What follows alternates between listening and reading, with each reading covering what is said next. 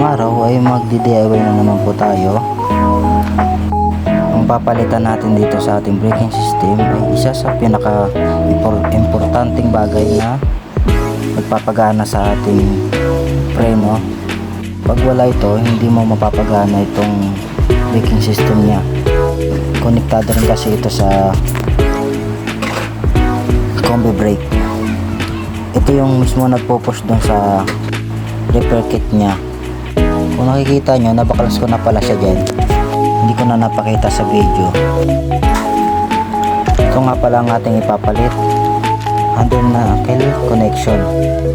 Nga pala yung luma na tinanggal natin dyan sa braking system natin. Yung bago, kung makikita nyo, same na same sila. Main parts nga rin pala yan. Galing pa yung Indonesia. Ayan ang itsura niya kapag baklas na. Ito naman kapag okay na, nakakabit na siya. Ang una mo kasi yung babaklasin dyan, yung mismong ito, yung brake lever nya, yung may spring sa ibabaw. Meron din yung lock sa ilalim, tatanggalin mo muna yun. Then yun na,